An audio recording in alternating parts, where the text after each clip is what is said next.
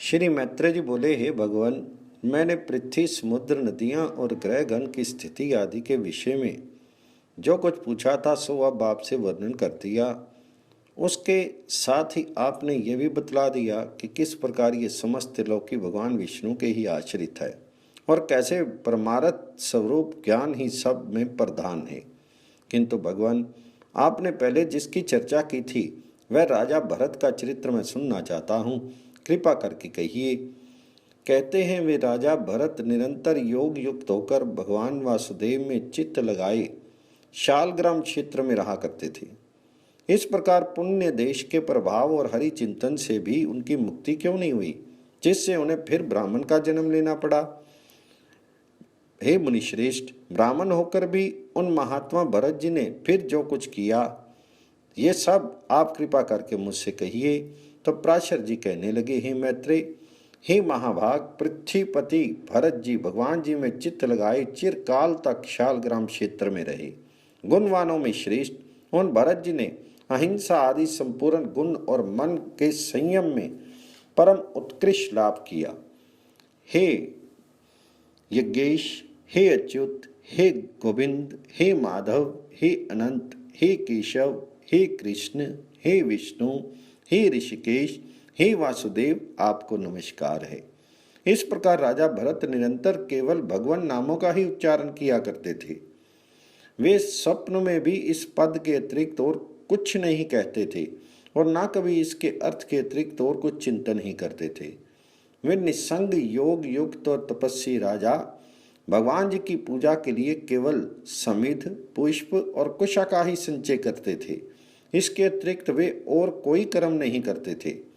एक दिन वे स्नान के लिए नदी पर गए और वहां स्नान करने के अनंतर उन्होंने स्नान उत्तर क्रियाएं की। इतने ही में उस नदी तीर पर एक आसन्न प्रसवा शीघ्र ही बच्चा जनने वाली प्यासी हरनी वन में से जल पीने के लिए आई। उस समय जब वे प्रायः जल पी चुकी थी, वहां सब प्राणियों को भयभीत कर देने वाली सिंह की गंभीर गर्जना सुनाई पड़ी। तब वे अत्यंत भयभीत होकर अकस्मात उछलकर नदी के तट पर चढ़ गई। अतः अत्यंत उच्च स्थान पर चढ़ने के कारण उसका गर्भ नदी में गिर गया। नदी की तरंगमालाओं में पड़कर बहते हुए उस गर्भ भ्रष्ट मृग बालक को राजा भरत ने पकड़ लिया। गर्भपात के दोष से तथा बहुत ऊंचे उछलने के कारण वह हरनी भी पछाड़ खाकर गिर पड़ी और मर गई। उस हरनी को मरी हुई देखकर तपस्वी भरत उनके बच्चे को अपने आश्रम पर ले आई। फिर राजा भरत उस मृग छौने का नित्य प्रति पालन पोषण करने लगे और वह भी उनसे पोषित होकर दिन रात बढ़ने लगा। वह बच्चा कभी तो उस आश्रम के आसपास ही घास चरता रहता और कभी वन में दूर तक जाकर फिर सिंह के भय से लौट आता। प्रातःकाल यह बहुत दूर भी चला जाता तो भी सायंकाल को फिर आश्रम में ही लौट आता और भरत जी के आश्रम की पर्णशाला के आंगन में पड़ा रहता। इस प्रकार कभी पास और कभी दूर रहने वाले उस मृग में ही राजा का चित्त सर्वदा आसक्त रहने लगा। वे अन्य विषयों की ओर जाता ही नहीं था। जिन्होंने संपूर्ण राजपाट और अपने पुत्र तथा बंधु बांधवों को छोड़ दिया था, वे ही भरत जी उस हरिण के बच्चे पर अत्यंत ममता करने लगे। उसे बाहर जाने के अनंतर यदि लौटने में देरी हो जाती तो वे मन ही मन सोचने लगते, अहो उस बच्चे की आज किसी भेड़िए ने तो नहीं खा लिया, किसी सिंह के पंजे में तो ये आज वह नहीं पड़ गया। देखो उसके खुरों के चिन्हों से ये पृथ्वी कैसी चित्रित हो रही है। मेरी ही प्रसन्नता के लिए उत्पन्न हुआ ये मृग छूना ना जाने आज कहाँ रह गया है। क्या वह वन से कुशल पूर्वक लौटकर अपने सींगों से मेरी भुजा को खुजलाकर मुझे आनंदित करेगा। देखो उसके नवजात दांतों से कटी हुई शिखा वाले ये कुश और काश सामध्यायी शिखाहीन ब्रह्मचारियों के समान कैसे शोभित हो रहे हैं। देर के गए हुए उस बच्चे के निमित्त भरत मुनि इस प्रकार चिंता करते रहते थे और जब मैं उनके निकट आ जाता तो उनके प्रेम से उनका मुख खिल जाता था। इस प्रकार उसी में आसक्त चित्त रहने से राज्य, भोग, समृद्धि और स्वजनों को त्याग देने वाले भी राजा भरत की समाधि भंग हो गई। उस राजा का स्थिर चित्त उस मृग के चंचल होने पर चंचल हो जाता और दूर चले जाने पर दूर चला जाता। कालांतर में राजा भरत ने उस मृग बालक द्वारा पुत्र के सजल नयनों से देखे जाते हुए पिता के समान अपने प्राणों का त्याग कर दिया। राजा भी प्राण छोड़ते समय स्नेहवश उस मृग को ही देखता रहा तथा उसी में तन में रहने से उसने और कुछ भी चिंतन नहीं किया। तदंतर उस समय की सुदृढ़ भावना के कारण वह जम्बू मार्ग कालंजर पर्वत के घोर वन में अपने पूर्व जन्म की स्मृति से युक्त एक मृग हुआ। अपने पूर्व जन्म का स्मरण रहने के कारण वह संसार से उपरत हो गया और अपनी माता को छोड़कर फिर शालग्राम क्षेत्र में आकर ही रहने लगा। वहां सूखे घास फूस और पत्तों से ही अपना शीत पोषण करता हुआ वे अपने मृगतत्व प्राप्ति के हेतुभूत कर्मों का निराकरण करने लगा। तदंतर उस शरीर को छोड़कर उसने सदाचार संपन्न योगियों के पितृ कुल में ब्राह्मण जन्य ग्रहण किया। उस देह में भी उसे अपने पूर्व जन्म का स्मरण बना रहा। वह सर्व विज्ञान संपन्न और समस्त शास्त्रों के मर्म को जानने वाला था तथा अपने आत्मा को निरंतर प्रकृति से परे देखता था। हे महामुनि, आत्मज्ञान संपन्न होने के कारण वह देवता आदि संपूर्ण प्राणियों को अपने से अभिन्न रूप से देखता था। उपनयन संस्कार हो जाने पर वह गुरु के पढ़ाने पर भी वेद पाठ नहीं करता था तथा न किसी कर्म की ओर ध्यान देता था और न कोई अन्य शास्त्र ही पढ़ता था। जब कोई उससे बहुत पूछताछ करता तो जड़ के समान कुछ असंस्कृत, असार एवं ग्रामीण वाक्यों से मिले हुए वचन बोल देता। निरंतर मैला कुचाला शरीर, मलिन वस्त्र और अपरिमार्जित दंत युक्त रहने के कारण वे ब्राह्मण सदा अपने नगर निवासियों से अपमानित होता रहता था। योग श्री के लिए सबसे अधिक हानिकारक सम्मान ही है। जो योगी अन्य मनुष्यों से अपमानित होता है वह शीघ्र सिद्धि लाभ कर लेता है। अतः योगी को सन्मार्ग को दूषित न करते हुए ऐसा आचरण करना चाहिए जिससे लोग अपमान करें और संगति से दूर रहें।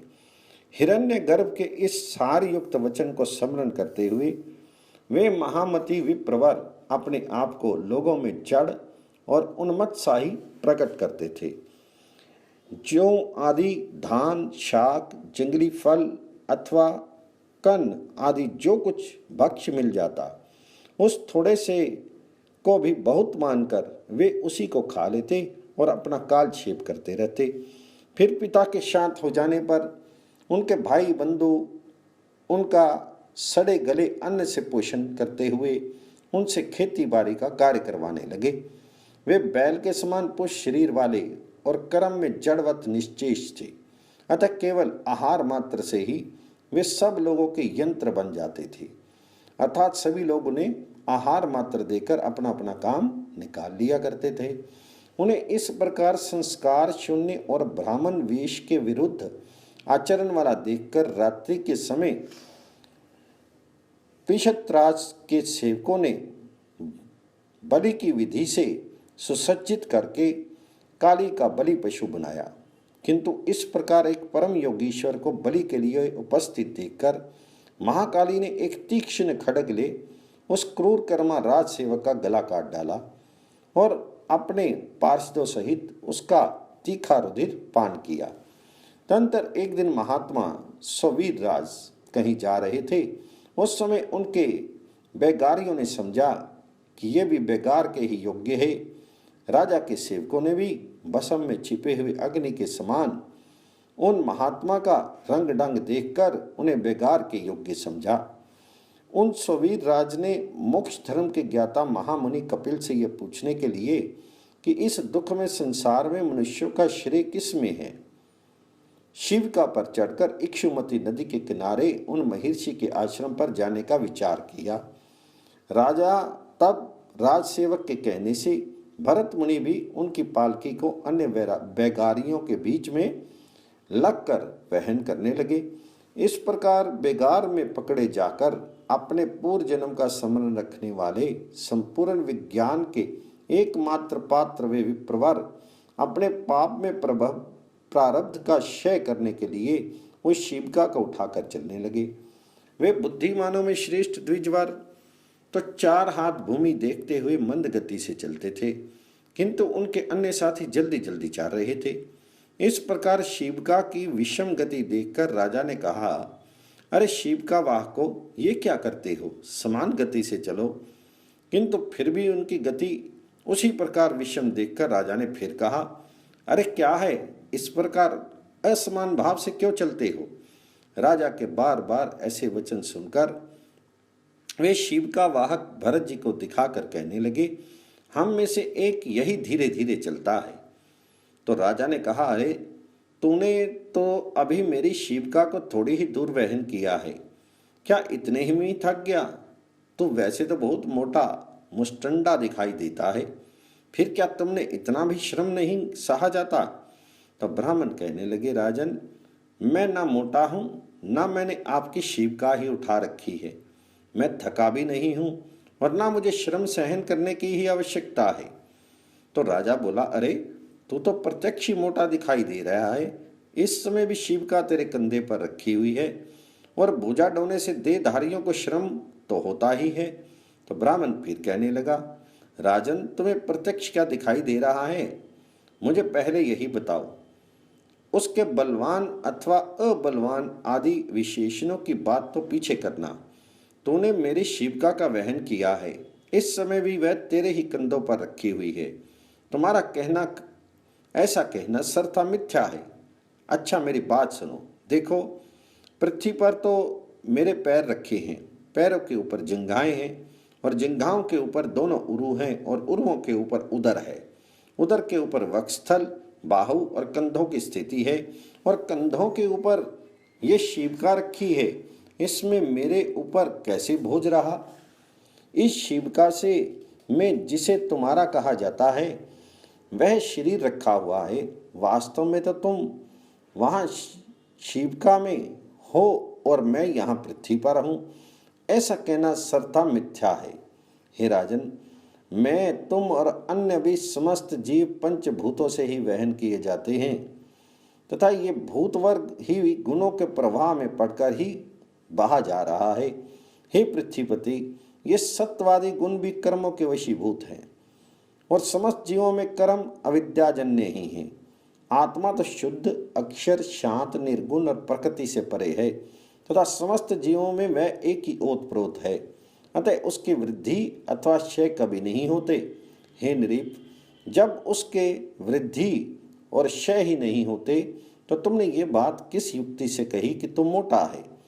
यदि क्रमशः पृथ्वी, पाद, जिंघा, कटी, उरु, उदर पर स्थित कंधों पर रखी हुई ये शिविका मेरे लिए भार रूप हो सकती है तो उसी प्रकार तुम्हारे लिए भी तो हो सकती है, क्योंकि ये पृथ्वी आदि तो जैसे तुमसे पृथक है वैसे ही मुझ आत्मा से भी सर्वथा भिन्न है तथा इस युक्ति से तो अन्य समस्त जीवों ने भी केवल शिविका ही नहीं बल्कि संपूर्ण पर्वत, वृक्ष, ग्रह और पृथ्वी आदि का भार उठा रखा है।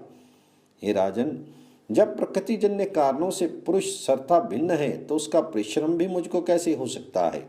और जिस द्रव्य से शिविका बनी हुई है उसी से ये आपका, मेरा अथवा सबका शीत भी बना है, जिसमें कि ममत्व का आरोप किया हुआ है।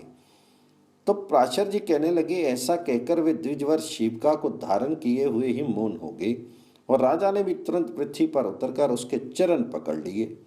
राजा बोला, अहो द्विजराज, इस शिविका को छोड़कर आप मेरे ऊपर कृपा कीजिए। प्रभु कृपया बताइए, इस जड़ वेश को धारण किए आप कौन हैं। हे विद्वन, आप कौन हैं, किस निमित्त से यहाँ आपका आना हुआ तथा आने का क्या कारण है, ये सब आप मुझसे कहिए। मुझे आपके विषय में सुनने की बड़ी उत्कंठा हो रही है।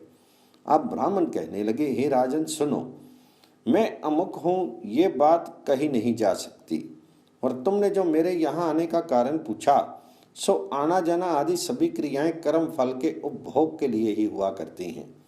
सुख दुख का भोग ही देह आदि की प्राप्ति कराने वाला है तथा धर्म अधर्म जन्य सुख दुखों को भोगने के लिए ही जीव देह आदि धारण करता है। हे भोपाल, समस्त जीवों की संपूर्ण अवस्थाओं के कारण ये धर्म और अधर्म ही है। फिर विशेष रूप से मेरे आगमन का कारण तुम क्यों पूछते हो? तो राजा कहने लगा, अवश्य ही समस्त कार्यों में धर्म और अधर्म ही कारण है और कर्म फल के उपभोग के लिए ही एक देह से दूसरे देह में जाना होता है। किंतु आपने जो कहा कि मैं कौन हूँ, ये नहीं बताया जा सकता। इस बात को सुनने की मुझे इच्छा हो रही है। हे ब्राह्मण, जो है अर्थात जो आत्मा कर्ता भोक्ता रूप से प्रतीत होती हुई सदा सत्ता रूप में वर्तमान है, वही मैं हूँ। ऐसा क्यों नहीं कहा जा सकता? हे द्विज, ये अहम शब्द तो आत्मा में किसी प्रकार के दोष का कारण नहीं होता। तो ब्राह्मण कहने लगे, हे राजन, तुमने जो कहा कि अहम शब्द से आत्मा में कोई दोष नहीं आता, सो ठीक ही है, किंतु अनात्मा में ही आत्म तत्व का ज्ञान कराने वाले भ्रांति मूलक अहम शब्द ही दोष का कारण है। हे नृप, अहम शब्द का उच्चारण जिहा, दांत, ओष्ठ और तालु से ही होता है, किंतु ये सब उस शब्द के उच्चारण के कारण है, अहम में नहीं। तो क्या जीवा आदि कारणों के द्वारा ये वाणी ही स्वयं अपने को अहम कहती है? नहीं। अतः ऐसी स्थिति में तू मोटा है ऐसा कहना भी उचित नहीं है। सिर तथा कर चरण आदि रूप ये शरीर भी आत्मा से पृथक ही है। अतः हे राजन, इस अहम शब्द का मैं कहाँ प्रयोग करूं? तथा हे नृपश्रेष्ठ, यदि मुझसे भिन्न कोई और भी सजातीय आत्मा हो तो भी ये मैं हूँ, ये अन्य है, ऐसा कहा जा सकता है। किंतु जब समस्त शरीरों में एक ही आत्मा विराजमान है, तब आप कौन हैं? मैं ये हूँ, ये सब वाक्य निष्फल हैं। तू राजा है, ये शिव का है, ये सामने शिव का वाहक हैं, तथा ये सब मेरी प्रजा है। हे नृप, इसमें कोई भी बात परमार्थ सत्य नहीं है। हे राजन, वृक्ष में लकड़ी हुई, उससे तेरी ये शिव का बनी, तो बता इसे लकड़ी कहा जाए या वृक्ष? किंतु महाराज, वृक्ष पर बैठे हैं ऐसा कोई नहीं कहता, और ना कोई तुझे लकड़ी पर बैठा हुआ ही कहता है। सब लोग शिवका में बैठा हुआ कहते हैं। तो हे नृपश्रेष्ठ, रचना विशेष में स्थित लकड़ियों का समूह ही तो शिवका है।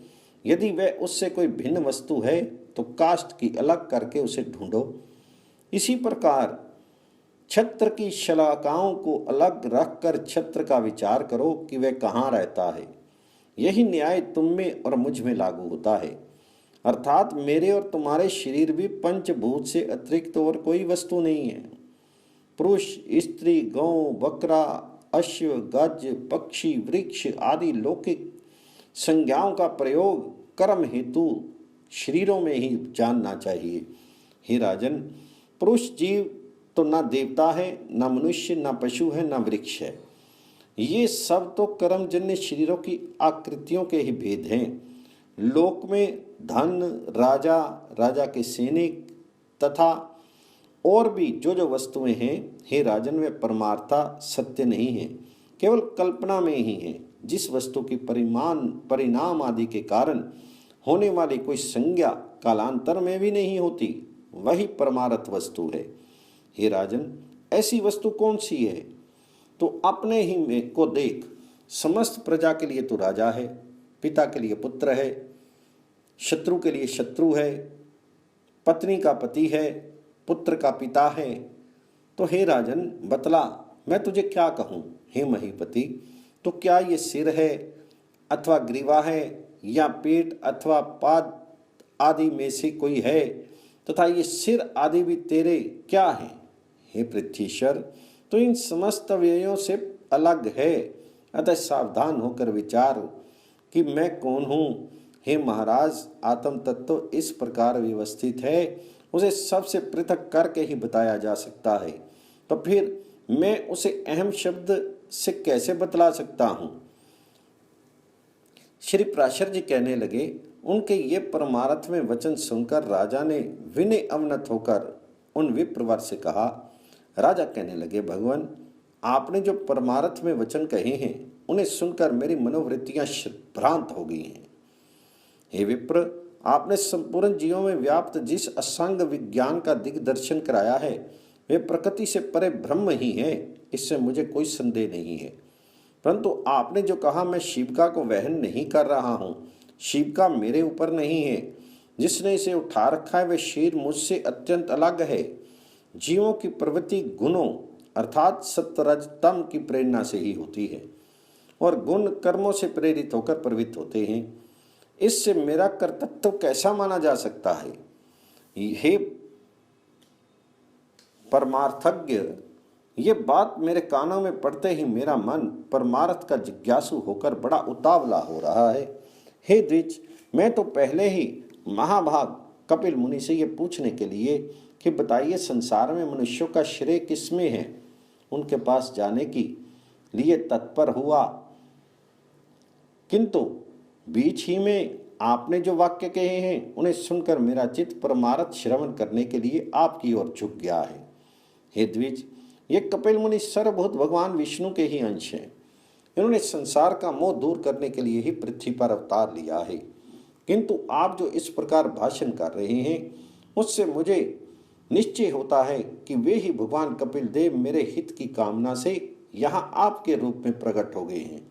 अतः हे द्विज, हमारा जो परम श्रेय हो वह सब आप मुझे विनीत से कहिए। हे प्रभु, अब संपूर्ण विज्ञान तरंगों के मानो समुद्र ही हैं। तो ब्राह्मण कहने लगे, हे राजन, तुम श्रेय पूछना चाहते हो या परमार्थ? क्योंकि हे भूपते, श्रेय तो सब अपरमार्थिक ही है। हे नृप, जो पुरुष देवताओं की आराधना करके धन संपत्ति पुत्र राज्य आदि की इच्छा करता है उसके लिए तो वे ही परम श्रेय है। जिसका फल स्वर्गलोक की प्राप्ति है वह यज्ञात्मक कर्म भी श्रेय है, किंतु प्रधान श्रेय तो उसके फल की इच्छा न करने से ही है। अतः हे राजन, योग युक्त पुरुषों को प्रकृति आदि से अतीत उस आत्मा का ही ध्यान करना चाहिए, क्योंकि उस परमात्मा का संयोग रूप श्रेय ही वास्तविक श्रेय है। इस प्रकार श्रेय तो सैकड़ों हजारों प्रकार के अनेकों हैं, किंतु ये सब परमार्थ नहीं है। अब जो परमार्थ है उसको सुनो। यदि धन ही परमार्थ है तो धर्म के लिए उसका त्याग क्यों किया गया जाता है तथा इच्छित भोगों की प्राप्ति के लिए उसका व्यय क्यों किया जाता है? अतः वह परमार्थ नहीं है। हे नरीश्वर, यदि पुत्र को परमार्थ कहा जाए तो वह तो अन्य अपने पिता का परमार्थ भूत है तथा उसका पिता भी दूसरे का पुत्र होने के कारण उस अपने पिता का परमार्थ होगा। अतः इस चराचर जगत में पिता का कार्य रूप पुत्र भी परमार्थ नहीं है, क्योंकि फिर तो सभी कारणों के कार्य परमार्थ हो जाएंगे। यदि संसार में राज्य आदि की प्राप्ति को परमार्थ कहा जाए तो ये कभी रहते हैं और कभी नहीं रहते। अतः परमार्थ भी आगम उपाय हो जाएगा, इसलिए राज्य आदि भी परमार्थ नहीं हो सकते। यदि ऋक यजु साम रूप वेद त्रय से संपन्न होने वाले यज्ञ कर्म को परमार्थ मानते हो तो उसके विषय में मेरा ऐसा विचार है। हे नृप, जो वस्तु कारण रूपा मृतिका का कार्य होती है वे कारण की अनुगामिनी होने से मृतिका रूप ही मानी जाती है। अतः जो क्रिया समिध घृत और कुश आदि नाशवान द्रव्यों से संपन्न होती है वह भी नाशवान ही होगी, किंतु परमार्थ को तो प्राप्त पुरुष अज्ञान अविनाशी बतलाते हैं और नाशवान द्रव्यों से निष्पन्न होने के कारण कर्म अथवा उनसे निष्पन्न होने वाले स्वर्ग आदि नाशवान ही हैं। इसमें संदेह नहीं है। यदि फलाशा से रहित फल आशा से रहित निष्काम कर्म को परमार्थ जानते हो तो वह तो मुक्ति रूप फल का साधन होने से साधन ही है, परमार्थ नहीं है। यदि देह आदि से आत्मा का पार्थक्य विचार करके उसके ध्यान करने को परमार्थ कहा जाए तो वह तो अनात्मा से आत्मा का भेद करने वाला है और परमार्थ में भेद है ही नहीं। अतः वह भी परमार्थ नहीं हो सकता। यदि परमात्मा और जीवात्मा के संयोग को परमार्थ कहें तो ऐसा कहना सर्था मिथ्या है, क्योंकि अन्य द्रव्य से अन्य द्रव्य की एकता कभी नहीं हो सकती। अतः हे राजन, निस्संदेह ये सब श्रेय ही है, परमार्थ नहीं है। अब जो परमार्थ है वह मैं संक्षेप में सुनाता हूं, उसको सुनो। आत्मा एक व्यापक सम शुद्ध निर्गुण और प्रकृति से परे है। वह जन्म वृद्धि आदि से रहित है, सर्वव्यापी है और अव्यय है। हे राजन, ये परम ज्ञान में है। असत्य नाम और जाति आदि से और सर्वव्यापक का कभी संयोग नहीं हुआ और ना है और ना होगा। वे अपने और अन्य प्राणियों के शरीर में विद्यमान रहते हुए भी एक ही है। इस प्रकार का जो विशेष ज्ञान वही परमार्थ है। द्वैत भावना वाले पुरुष जो अपरमार्थदर्शी हैं, जिस प्रकार अभिन्न भाव से व्याप्त एक ही वायु बांसुरी के छिद्रों के भेद से षडज आदि भेज होते हैं, उसी प्रकार शरीर आदि उपाधियों के कारण एक ही परमात्मा के देवता मनुष्य आदि अनेक भेद प्रतीत होते हैं। एक रूप आत्मा के जो नाना भेद हैं, वे बाह्य देह आदि की कर्म वृत्ति के कारण ही हुए। देव आदि शरीरों के भेद का निराकरण हो जाने पर वह नहीं रहता, उसकी स्थिति तो अविद्या के आवरण तक ही रहती है। तो श्री पराशर जी बोले, हे मैत्रेय, ऐसा कहने पर राजा को मौन होकर मन ही मन सोच विचार करते देख वे विप्रवर ये अद्वैत संबंधी कथा सुनाने लगे। ब्राह्मण कहने लगे, हे राजा शार्दूल, पूर्व काल में महर्षि ऋभु ने महात्मा निदाग को उपदेश करते हुए जो कुछ कहा था उसको सुनो। हे भूपते, परमेष्टि श्री ब्रह्मा जी का ऋभु नामक एक पुत्र था। वह स्वभाव से ही परमार्थ तत्व को जानने वाला था। पूर्व काल में महर्षि पुलस का पुत्र निदाग उस ऋभु का शिष्य था। उसे उन्होंने अति प्रसन्न होकर संपूर्ण तत्व ज्ञान का उपदेश दिया था। हे नरेश्वर, ऋभु ने देखा कि संपूर्ण शास्त्रों का ज्ञान होते हुए भी निदाग के अद्वैत में निष्ठा नहीं है।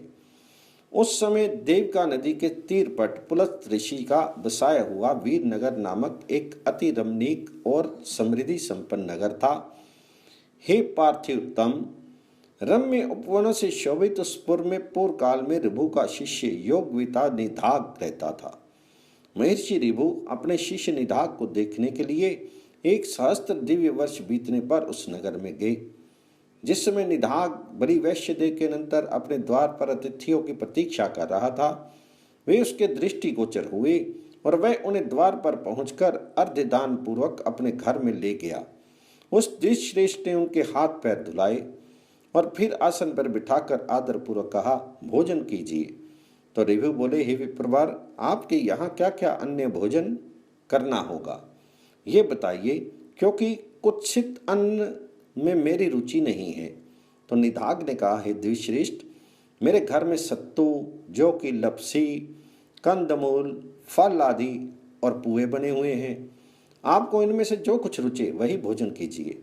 तो ऋभु कहने लगे, हे द्विज, ये तो सभी कुत्सित अन्न हैं। मुझे तो तुम हलवा, खीर तथा मट्ठा और खांड से बने स्वादिष्ट भोजन कराओ। तब निदाग ने अपनी स्त्री से कहा, हे गृह देवी, हमारे घर में जो अच्छी से अच्छी वस्तु हो उसी से इनके लिए अति स्वादिष्ट भोजन बनाओ।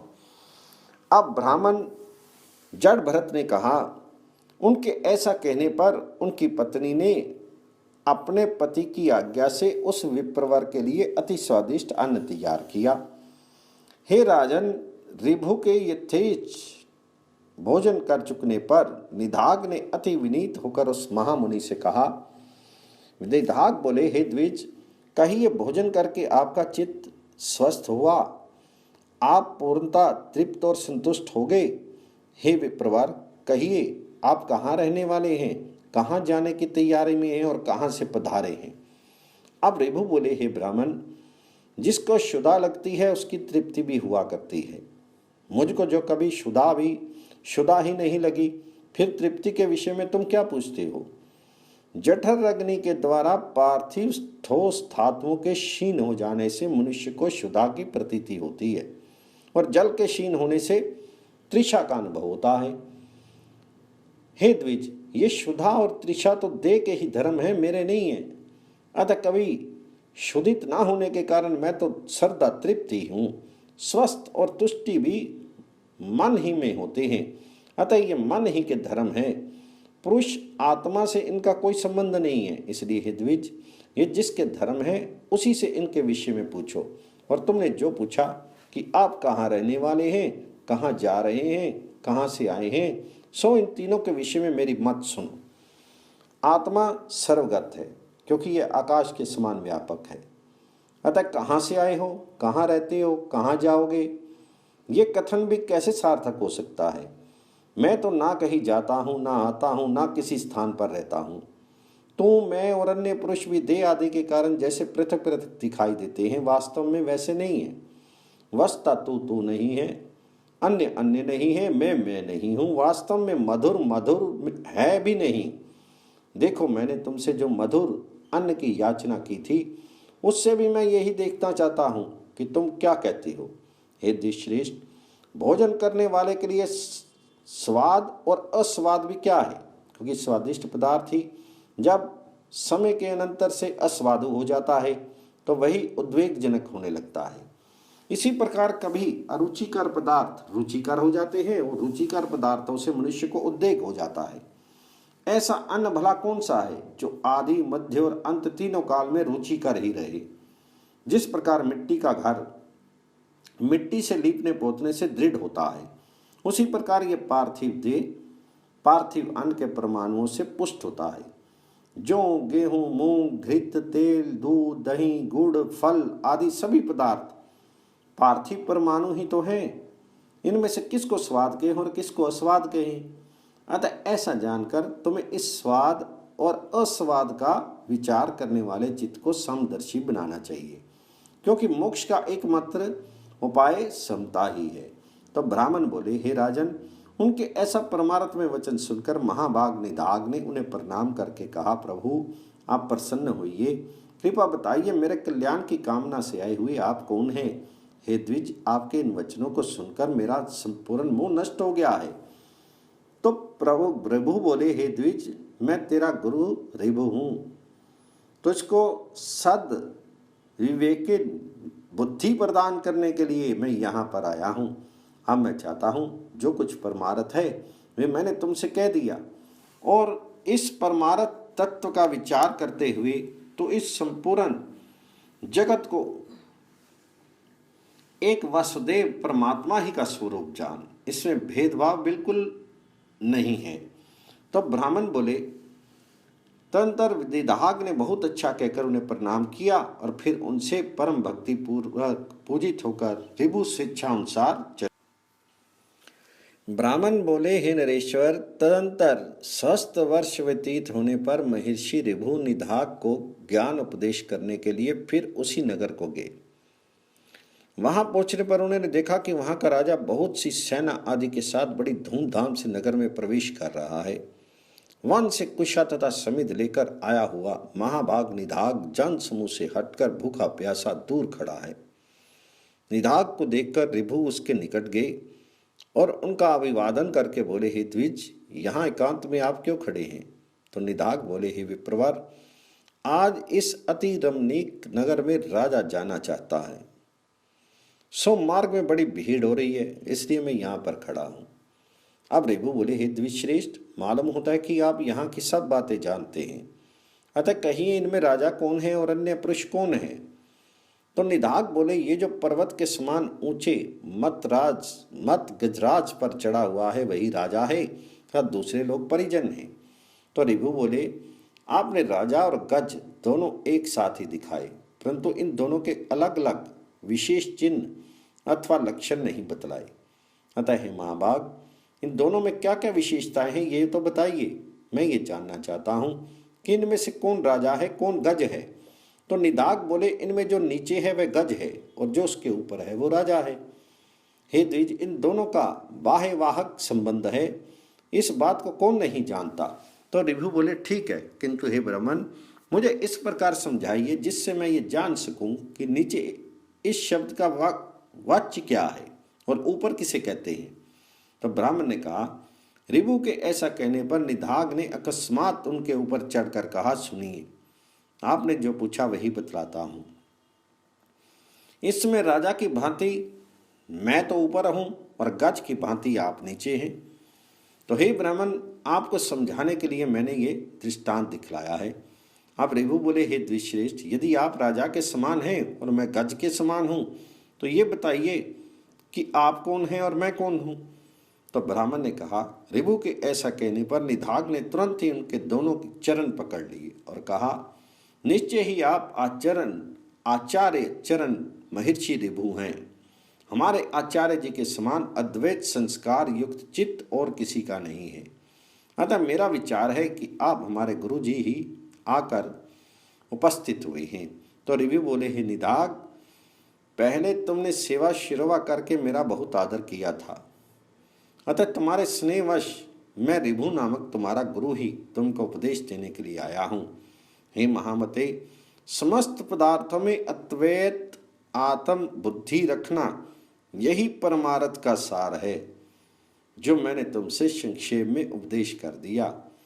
ब्राह्मण बोले, निदाघ से ऐसा कहकर परम विद्वान गुरुवर भगवान ऋभु चले गए और उनके उपदेश से निदाघ भी अद्वैत चिंतन में तत्पर हो गया और समस्त प्राणियों को अपने से अभिन्न देखने लगा। हे धर्मज्ञ, हे पृथ्वीपते, जिस प्रकार उस ब्रह्मपरायण ब्राह्मण ने परम मोक्ष पद प्राप्त किया, उसी प्रकार तू भी आत्मा, शत्रु और मित्र आदि में समान भाव रखकर अपने को सर्वगत जानता हुआ मुक्ति लाभ कर। जिस प्रकार एक ही आकाश श्वेत नील आदि भेदों वाला दिखाई देता है, उसी प्रकार भ्रांत दृष्टियों को एक ही आत्मा पृथक पृथक दिखता है। इस संसार में जो कुछ है वह सब एक आत्मा ही है और वह अविनाशी है, उससे अतिरिक्त और कुछ भी नहीं है। मैं, तू और ये सब आत्म स्वरूप ही हैं। अतः भेद ज्ञान रूप मोह को छोड़। श्री पराशर जी बोले, उनके ऐसा कहने पर सुवीर राज ने परमार्थ दृष्टि का आश्रय लेकर भेद बुद्धि को छोड़ दिया और वे जाति समर ब्राह्मण श्रेष्ठ भी बोध युक्त होने से उसी जन्म में मुक्त हो गए। इस प्रकार महाराज भरत के इतिहास से इस सारभूत वृतांत को जो पुरुष भक्ति पूर्वक कहता या सुनता है, उसकी बुद्धि निर्मल हो जाती है, उसे कभी आत्मविस्मृति नहीं होती और वह जन्म जन्मांतर में मुक्ति की योग्यता प्राप्त कर लेती।